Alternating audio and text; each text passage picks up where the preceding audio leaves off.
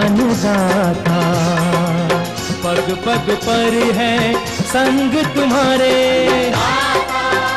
अन्नदाता। लहू किसानों का बन के पसीना सींचता है धरती का सीना।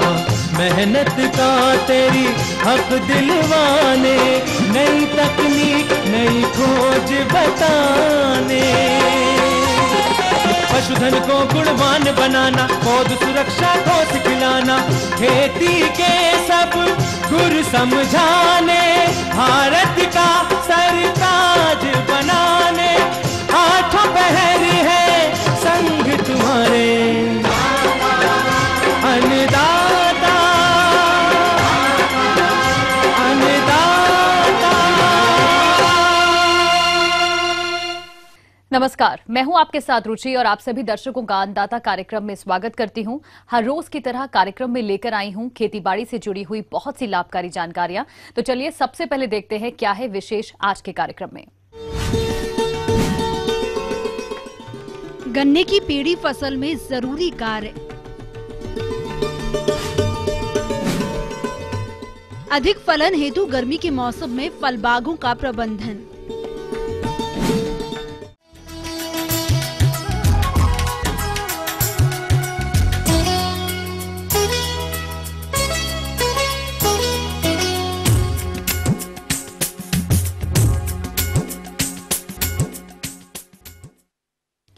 हमारे राज्य के जो किसान भाई गन्ने की पेड़ी फसल ले रहे हैं, वे उससे अच्छी पैदावार लेने के लिए फसल में समय समय पर कुछ समसामयिक प्रबंधनों को सही तरीके से करें। और इन प्रबंधनों को नहीं अपनाने से पेड़ी गन्ने की बढ़वार रुक जाएगी। परिणाम स्वरूप गन्ना किसानों को कम पैदावार से ही संतोष करना पड़ेगा। तो अब बात आती है पेड़ी गन्ने से भरपूर पैदावार के लिए कौन कौन से कार्यों को करना जरूरी है। इस बारे में उचित सुझाव दे रहे हैं त्रिहुट कृषि महाविद्यालय धोली मुजफ्फरपुर के वैज्ञानिक डॉक्टर हरिंदर कुमार।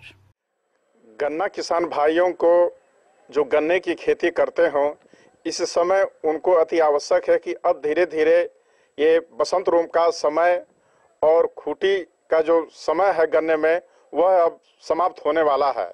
खूंटी के लिए जो गन्ने का समय होता है कि अच्छी हमारी खूंटी हो सके, वह फरवरी से लेकर मार्च के महीने तक का ही समय होता है। गन्ने की पेड़ी फसल से अच्छा उत्पादन लेने के लिए मुख्य फसल जब खेत में खड़ी हो तभी से कुछ प्रबंधनों को अपनाना होता है।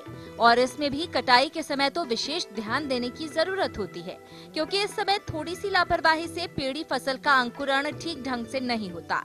इसके लिए सबसे जरूरी है कि खूंटी की फसल की कटाई जो स्टेबल सेविंग होती है, उसको जमीन की सतह से 5 से 7 सेंटीमीटर जमीन की सतह से सटाकर करना चाहिए, क्योंकि जो भी खूंटी की फसल निकले तो एक समान एक बराबर रूप में निकले। और ध्यान दें कि जिस खूंटी की फसल में इस समय अगर नमी की कमी हो तो एक हल्की सिंचाई जरूर कर देना चाहिए। कई बार ऐसा होता है कि मुख्य फसल के पौधे सूख जाते हैं, जिससे खेतों के बीच खाली जगह छूट जाती है, जिससे उत्पादन प्रभावित होता है। तो इस जगह को भरने के लिए आप क्या करेंगे, आइए जानते हैं। खूंटी की फसल में अगर खाली जगह अधिक छूटा हो तो उसमें खाली जगह भरने का काम करना चाहिए, क्योंकि अगर हम गैप फिलिंग खाली भरने का काम नहीं करेंगे तो हमारी की खूंटी की फसल साल भर हमारा जो जमीन बर्बाद होगा, हमारी उपज भी प्राप्त नहीं होगी।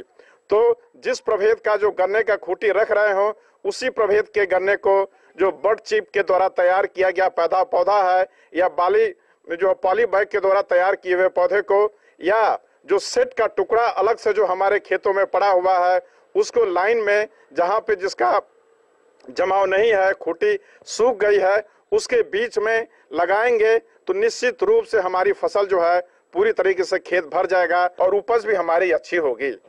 पेड़ी गन्ने की फसल की अच्छी बढ़वार हो, इसके लिए जरूरी है कि फसल में उचित मात्रा में पोषक तत्वों का प्रयोग किया जाए।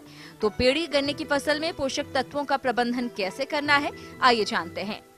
खूंटी की फसल में जो खाद का प्रबंधन किया जाता है, उसमें जो है 170 किलोग्राम नाइट्रोजन, 50 किलोग्राम स्फूर और 60 किलोग्राम पोटास देने की अनुशंसा की जाती है, जिसमें से नाइट्रोजन की आधी मात्रा, स्फूर और पोटास की पूरी मात्रा जब हम ये खूंटी की छटाई के बाद, हल की सिंचाई के बाद जब उसमें हल चलाते हैं तो खूंटी की फसल के किनारे से जो है पूरी खाद का उर्वरक का हम जो प्रबंधन है बेसल उसका निश्चित रूप से दे देते हैं। कुछ दिनों के बाद करीब 1 महीने के उपरांत जो है उसमें हम पहली सिंचाई अवश्य करें ताकि हमारा जो खूंटी की फसल का सेविंग, स्टेबल सेविंग, खुटार की छटाई किए हैं तो उसमें हमें उसकी बढ़वार का मौका मिले और 1-1 महीने के अंतराल पे हम उसमें सिंचाई अवश्य करें। एक ही खेत में लगातार गन्ने की फसल लेने के कारण गन्ने की पेड़ी फसल में कई हानिकारक कीटों का प्रकोप होता है। तो किसान भाइयों, इन कीटों से फसल को बचाने के लिए आप कौन-कौन से उपायों को अपनाएं, आइए जानते हैं। किसान भाई अपने खेतों में घूमकर देखते रहें, जिस खूंटी की फसल में उसमें हमारा पीका सूख गया हो, जो डेड हर्ट होता है, जिसमें रूट और शूट बोरर लगे होते हैं, उस खूंटी के फसल के कल्ले को नीचे से जमीन की सतह से सटाकर काट करके हटा देना चाहिए ताकि उसमें नीचे से दूसरा जो है पौधा निकल सके। या अगर उसमें अधिक मात्रा में दिखाई दे रहे हो रूट और शूट बोरर तो निश्चित रूप से उस खेत में सिंचाई कर देना चाहिए। नमी हो जाने के बाद इस कीड़े मकोड़ों का प्रकोप भी कम हो जाता है। इन बिंदुओं पे अगर हम कार्यों पे अगर ध्यान देंगे तो निश्चित रूप से हमारी फसल अच्छी होगी और उपज भी प्राप्त होगी। ये थी कुछ उपयोगी जानकारियां। अब लेते हैं यहाँ पर एक छोटा सा ब्रेक, जल्द लौटेंगे और कार्यक्रम में आगे हैं महत्वपूर्ण जानकारियां। आप बने रहिए हमारे साथ।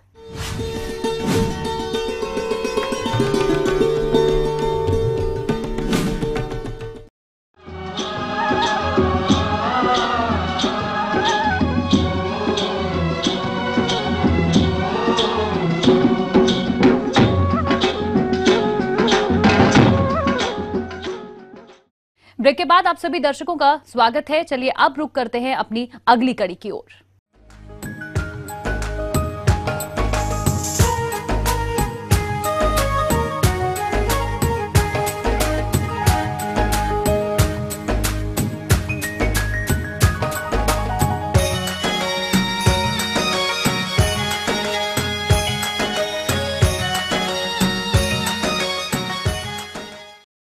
हमारे राज्य में जिन किसान भाइयों ने अमरूद, बेर, आंवला, आम आदि के फल बाग लगाए हैं और इस समय गर्मी का मौसम शुरू हो गया है, ऐसे में इन फल बागों में कुछ प्रबंधन उपायों को करना बेहद जरूरी होता है, तभी आप आगे चलकर इन फल बागों से ज्यादा फलत की प्राप्ति कर सकेंगे।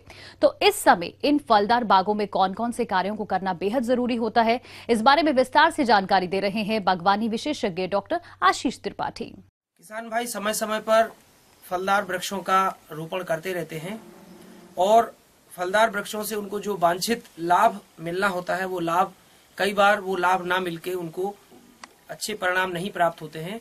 इसके लिए जरूरी है कि फलदार वृक्षों की हम गर्मियों में बहुत बेहतर रखरखाव करें जिससे आगे आने वाले सीजन में उनको वांछित लाभ प्राप्त हो सके। सबसे पहले तो बात यह कि जो पेड़ पौधे हमने लगाए हैं, अगर बेर है आपके पास, अमरूद है, इनकी आप कटाई छटाई का काम अभी कर सकते हैं। कटाई छटाई करने के बाद जो कटा हुआ स्थान है उस स्थान पर आप नीला थोथा और चूने का जो बोर्डो पेस्ट है उसको उसमें लगा देंगे जिससे किसी प्रकार का इन्फेक्शन नहीं होगा। किसान भाइयों, इस समय सभी प्रकार के फल बागों में कई तरह के खरपतवार भी उगाते हैं जो कि पौधों के साथ पोषक तत्व तथा पानी के लिए प्रतिस्पर्धा तो करते ही हैं, साथ ही साथ कीट व रोगों को भी बढ़ावा देते हैं। इसलिए आप सभी प्रकार के फल बागों में निराई गुड़ाई कर बगीचों को खरपतवारों से मुक्त रखें, जिससे आपको फलों का अधिक उत्पादन मिल सके। इसके अलावा इन फलदार बागों में सिंचाई और बोर्डो मिश्रण का प्रयोग कैसे करना है, आइए जानते हैं। गर्मियों में उनको कुछ फल वृक्षों को अगर हम छोड़ दें, जैसे अमरूद है, आंवला है, इनको अवश्य पानी की आवश्यकता नहीं होती है, लेकिन बाकी जो हमारे पपीता है, आम है, इनको गर्मियों में भी पानी की आवश्यकता होती है। तो इन फल वृक्षों को हम थाला बना के और वहां पे मल्चिंग कर दें, या तो पॉलीथीन सीट के डाल दें उसमें, और या फिर जो हमारे गेहूं के अभी डंठल निकले हैं उन गेहूं के डंठल को वहां चारों तरफ पेड़ पौधों के आसपास हम वहां पे बिछा के और उनमें सिंचाई करें। तो ड्रिप जो सूक्ष्म सिंचाई है, बूंद बूंद करके सिंचाई जिसमें पानी गिरता है, ड्रिप के माध्यम से हम पेड़ पौधों को पानी दें, वो पेड़ पौधों के जड़ क्षेत्र में जाएगा और उनका बहुत बेहतर विकास होगा। कम से कम पानी में हमारे फल वृक्ष जिंदा रहेंगे और हमें पर्याप्त लाभ देंगे। साथ ही साथ गर्मी से बचाव के लिए आप तापरोधी घोल बना लें। उसके लिए आप 5 लीटर चूना, उसमें 1 किलोग्राम नीला थोथा और साथ ही उसमें 250 ग्राम नमक और 250 मिलीलीटर अलसी का तेल, इसको 5 लीटर पानी में घोल के और इसका जो पेस्ट बनेगा उसको आप पेड़ पौधों के तनों पर 1 से 2 फीट की ऊंचाई पे इसको आप पुताई कर देंगे तो गर्मी में तापरोधी भी होता है। किसान भाइयों, इन फलदार बागों को कुछ कीट व रोगों द्वारा अधिक हानि पहुंचाई जाती है, लेकिन हमारे कुछ किसान भाई इनकी रोकथाम के उपायों पर कोई विशेष ध्यान नहीं देते, जिससे उनके फलदार पौधे बहुत कमजोर हो जाते हैं और उत्पादन में कमी आ जाती है। कैसे करें इन कीट व रोगों का नियंत्रण, आइए जानते हैं। जिन किसान भाइयों के यहाँ दीमक की समस्या है तो दीमक से नुकसान से बचने के लिए 10 लीटर पानी में 20 मिलीलीटर क्लोरोपाइरिफास 20 EC को मिला के 10 लीटर पानी प्रति वृक्ष उसके तने के जो जमीन है वहां पे चारों तरफ डाल दें। या जिनके यहाँ अमरूद का बगीचा लगा हुआ है उनके यहाँ उकटा नामक जो बीमारी है, अमरूद की जो प्रमुख बीमारी है, उसकी वजह से नुकसान होता है। 10 ग्राम कार्बेंडाजिम 10 लीटर पानी में घोल के प्रति वृक्ष उसको तने के आसपास चारों तरफ हम डाल दें। अगर और भी फल वृक्ष आपके हैं और उनमें इस प्रकार की बीमारी या कीड़े की संभावना है तो आप उसको डाल सकते हैं। अभी आम के बगीचों में बौर आया हुआ है और आगे चल के ये माने बौर आया हुआ और फलियां भी लग रही हैं। इसमें सबसे बड़ी जो समस्या आती है वो माल फॉर्मेशन, एक जो बीमारी है उसकी समस्या आती है। ये बीमारी पोषक तत्वों की कमी से, कुछ कीट माइट्स की वजह से और कुछ फ्यूजेरियम एक मॉरिली फॉर्मी एक कवक होता है उसकी वजह से ये काला काला गुम्बा सा बन जाता है पुष्प मंजरियों में और उसमें फल नहीं लगते। इससे बचाव के लिए आप नैप्थेलिक एसिटिक एसिड जो बाजार में प्लानोफिक्स के नाम से आता है उसका छिड़काव करें। साथ ही साथ जब बौर आया हुआ है इस समय आप कीटों से बचाव के लिए ट्राइजोफास या क्विनालफास 2 मिलीलीटर दवा प्रति लीटर पानी में घोल के छिड़काव करें और इसी में कार्बेंडाजिम 1 ग्राम दवा प्रति लीटर पानी के हिसाब से मिला के छिड़काव कर देंगे तो आपकी ये समस्या खत्म हो जाएगी। आगे और भी हैं कुछ रोचक जानकारियां, पर यहां पर रुकेंगे एक और ब्रेक के लिए। जल्द हाजिर होते हैं।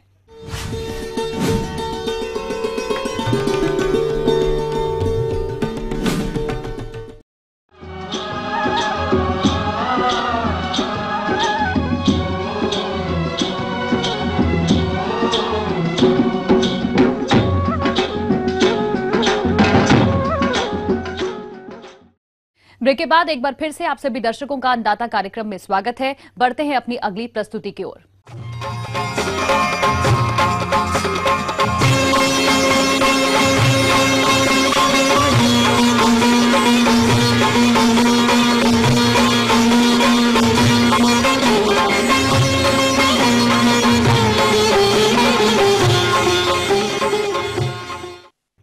किसान भाइयों, खेती के साथ पशुपालन आदिकाल से चला रहा एक सह व्यवसाय है और इस व्यवसाय में किसानों को पशुओं से ज्यादा दूध उत्पादन की प्राप्ति हो, उसके लिए पशुपालक सूखे चारे के साथ साथ हरा चारा अपने पशुओं को खिलाते हैं। लेकिन जब हम हरा चारा पशुओं को खिलाते हैं तो कुछ जहरीले पौधे उनके हरे चारे में समावेश हो जाते हैं, जिसके खाने से पशुओं में परेशानी हो जाती है, यहाँ तक कि कभी कभी पशुओं की मौत भी हो जाती है। तो इस तरह की समस्या के समाधान के लिए पशुपालकों को क्या करना चाहिए, इस विषय पर उचित सलाह दे रहे हैं एक पशु विशेषज्ञ डॉक्टर अमन कंबोज। संपूर्ण भारत या हर जगह ये पौधे ज़्यादातर कर मिल जाते हैं। इसमें सबसे पहला है भांग का पौधा। भांग, अगर हम लोगों में, मनुष्यों में ये प्रवृत्ति होती है कि हमें हर एक चीज़ देखकर खाते हैं, पर पशु अपने चारे और दूसरी चीज़ में भेद नहीं कर पाते, तो वो बिना अनजाने में ही ये सब चीजें खा जाते हैं। विभिन्न क्षेत्रों में अलग अलग प्रकार के पौधे होते हैं जो कि कभी कभी चारा वाली फसलों में उग जाते हैं, जिसे हम पहचानते नहीं और पशुओं को खिला देते हैं। और अधिकतर पशु चारागाह में भी ऐसे पौधों को खा लेते हैं और उनमें समस्याएं आने लगती हैं। तो वो कौन कौन से विषैले पौधे हैं, आइए विस्तृत जानकारी लेते हैं। जिसमें सबसे पहला है भांग। भांग अगर वो खा जाते हैं तो इसमें गति भंग का उनमें आ सकता है, साइन आ सकता है, उल्टी हो सकती है, मुंह से लार टपकना हो सकता है, कंपन हो सकता है, या फिर उनका तापमान सामान्य से भी कम जा सकता है। इसका इलाज, अगर वैसे तो घर पे इसका बिल्कुल इलाज नहीं हो सकता है, पर फिर भी कुछ ऐसी चीज़ें हैं जिसमें थोड़ी देर के लिए जानवर को बचाया जा सकता है, जिससे कि डॉक्टर आ सके और उनको पशु चिकित्सा सेवा मिल सके। जैसे 250 किलोग्राम सक्रिय कोयला, एक्टिवेटेड चारकोल जिसे कहते हैं, वो अगर खिला दिया जाए 20 लीटर पानी में जानवर को, तो जानवर कुछ देर के लिए बच सकता है। इसके अलावा टैनिक एसिड होता है, हर जगह मिल जाएगा और ये ज़्यादातर विषाक्तता में काम आता है, टैनिक एसिड। दूसरा है अरंडी का पेड़, जो बहुत ज़्यादा उगा होता है नॉर्थ इंडिया में, तो बहुत ज़्यादा है उत्तर भारत में। इसके संकेत होते हैं उत्तेजना, जानवर थोड़ा एक्साइटेड हो जाता है। इसके अलावा दस्त हो सकते हैं, उसमें खून आ सकता है, कमजोरी हो सकती है, लार आ सकती है, कंपन इसमें भी होता है, असमन्वयता हो सकती है जिसको हम डिसकोऑर्डिनेशन, इनकोऑर्डिनेशन भी कहते हैं, लड़खड़ा के चलना जिसमें एक साइन आ सकता है। इसके इलाज में भी सक्रिय कोयला, बिल्कुल जैसे आपने भांग में देखा, 250 किलोग्राम सक्रिय कोयला 20 लीटर पानी में जानवर को पिला दें। अगला है कनेर, पीली कनेर। वैसे तो कनेर विषैला है, पर इस पंतनगर के आसपास पीली कनेर ज़्यादा होती है। पीली कनेर का नाम, साइंटिफिक नेम तो कुछ और है, पर इसको नॉर्मली पीली कनेर के नाम से ही जानते हैं। संकेत हैं इसमें हृदय का इनकोऑर्डिनेशन, हृदय अतलता जिसको बोलते हैं, इलेक्ट्रोलाइट की अशांति हो सकती है। जो इलेक्ट्रोलाइट्स और मिनरल्स होते हैं बॉडी में, उसका जो लेवल होना चाहिए उससे ज़्यादा या कम हो सकता है। इलाज में हृदय संबंधी उत्तेजक सोच से इसको निकालना। 250 किलोग्राम सक्रिय कोयला 20 लीटर पानी में पिला दीजिए। और सिरका, बहुत ही सिरका इन सब चीज़ में दे सकते हैं आप। ठंडा सिरका सब जगह मिल जाता है, ठंडा सिरका पिला सकते हैं। अगला है धतूरा। धतूरा स्टेमोनियम को बोलते हैं जिसको, इसकी भी टॉक्सिसिटी बहुत ज़्यादा जानवरों में देखी जाती है। इसके संकेत है निर्बल हो जाता है जानवर, जो उसकी नाड़ी है वो निर्बल हो जाती है, पल्स रेट कम हो जाता है। इसके बाद धड़कन तेज हो सकती है, मुंह सूख सकता है जिसको शुष्क मुंह बोलते हैं, असमन्वयता और ऐंठन भी हो सकती है। इसके लिए इलाज में सारी चीज़ें पहले भी दे सकते हैं जो पहले दिए हैं, पर इसके स्पेसिफिक इलाज है जो कि आप डॉक्टर से पूछ सकते हैं कहीं भी।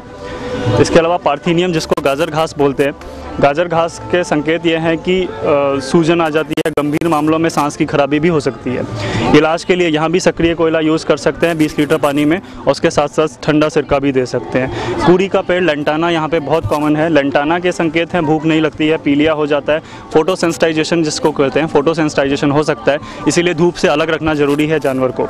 कब्ज़ हो सकती है और जो उसका डायरिया हो सकता है, मल में बिल्कुल पानी जैसा आ सकता है। इलाज के लिए रोशनी से आप दूर रखिए, सक्रिय कोयला दीजिए और सनस्क्रीन लगाइए जानवर को। हरी चरी की प्रॉब्लम बहुत ज़्यादा होती है यहाँ पे। बिना पकी हुई स्टेज से पहले अगर आप चरी खिलाते हैं, हरी चरी खिलाते हैं, तो वो भी विषाक्तता कर सकती है। इसके लक्षण हैं उत्तेजना हो सकती है, सांस बढ़ सकती है, लड़खड़ाना हो सकता है और 30 से 40 मिनट में जानवर की मृत्यु हो सकती है। तो इसमें बहुत यथाशीघ्र अगर प्रबंध किए जाएँ तो जानवर की जान बचाई जा सकती है। रोकथाम के लिए यह है कि आप परिपक्व पकी हुई चरी उसे खिलाएं जिसकी लंबाई 15 से 18 इंच होनी चाहिए। उसके साथ साथ उसको प्रचुर मात्रा में घास खिलाएं। उपचार के लिए तत्कालीन पशु चिकित्सा सेवा लें। ठंडे पानी में ठंडा सिरका, ठंडा पानी उसको पिलाएं जिससे कि जो उसका लेवल है टॉक्सिक वो थोड़ा न्यूट्रलाइज हो जाए, थोड़ा उसमें कमी आए। और सोडियम नाइट्रेट या सोडियम थायोसल्फेट भी उसको दिया जा सकता है। तो किसान भाइयों को यही हमारा संदेश है, यही उनको हम आग्रह करना चाहेंगे कि अगर ये सब प्लांट, ये सब पेड़ पौधे उनके घर के आसपास हैं तो उनको वहाँ से हटा दें, क्योंकि हम लोग तो इनमें अंतर कर सकते हैं पर जानवर में उतना अभी नहीं समझता है कि क्या चीज़ खानी है क्या नहीं खानी है।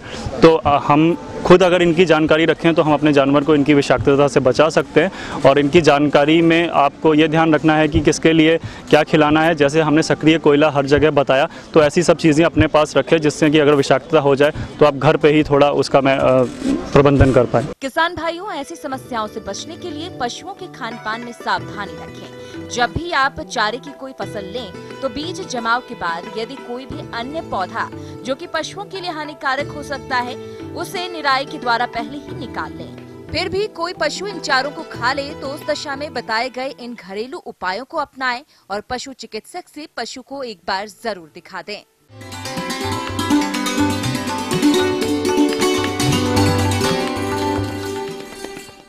अन्नदाता हेल्पलाइन निशुल्क फोन संपर्क सेवा के माध्यम से आपके द्वारा पूछे गए कृषि से जुड़े प्रश्नों में से एक या दो महत्वपूर्ण प्रश्न को हम अपने कार्यक्रम में शामिल करते हैं और इसी के तहत आज का चयनित प्रश्न और उसका जवाब इस प्रकार है। अन्नदाता निशुल्क फोन संपर्क सेवा के माध्यम से पूछे गए प्रश्नों में से कार्यक्रम में आज जो प्रश्न हमने शामिल किया है उसे पूछा है जिला मधुबनी से केशव प्रसाद जी ने। यह गेंदे की उन्नत प्रजातियों पर जानकारी चाहते हैं। तो केशव प्रसाद जी, आपकी जानकारी हेतु देखिए हमारे कार्यक्रम का यह अंश। तो किसान भाई जब गेंदा की खेती प्रारंभ करते हैं तो उसमें जो है हम लोग सबसे पहले देखते हैं कि खेत का चुनाव जो है कैसे करें। तो उस खेत का हम लोग चुनाव करते हैं जहाँ पे कि जो है जल जमाव वहाँ पे नहीं होना चाहिए और उसका जो खेत की मिट्टी जो है वह हमारा दोमट होना चाहिए। दोमट मिट्टी में हमारा जो है अच्छे ढंग से खेती हो सकता है। अब लोकल जो हमारा बाज़ार है उसको ध्यान में रखते हुए हम लोग किस्म का चुनाव करते हैं। सामान्यतः दो तरह का जो है, एक तो अफ्रीकन जो है गेंदा है, एक फ्रेंच जो है गेंदा है। अफ्रीकन में हमारा जो है वो बड़ा उसकी पौधे जो है थोड़े बड़े होते हैं और फूल जो है बड़ा बड़ा होता है, और फ्रेंच में जो है उसकी पौधे की जो है ऊंचाई थोड़ी कम होती है लेकिन फूल बहुत ज़्यादा आते हैं और छोटे छोटे हैं। तो माला बनाने के लिए जो है इसका बहुत अच्छा उपयोग हो सकता है। तो लोकल जो मार्केट है, बाज़ार है, उसके मांग के अनुरूप जो है किस्म का किसान भाई चुनाव कर सकते हैं। इसमें पूसा बसंती है, पूसा नारंगी है, ये सभी जो है प्रभेद मुख्य रूप से बिकते हैं।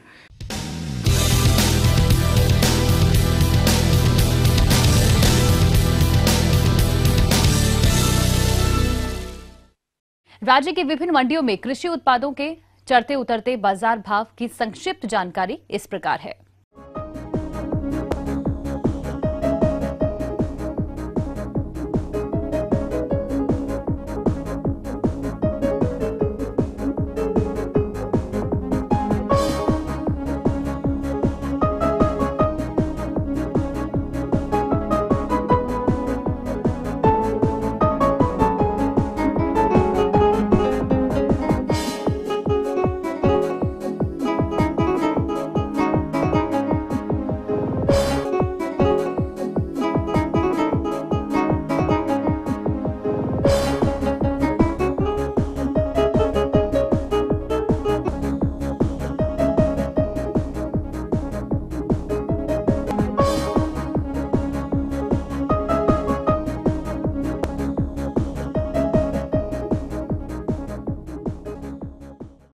अब आइए देखते हैं कल दिखाए जाने वाले कार्यक्रम की मुख्य झलकियां।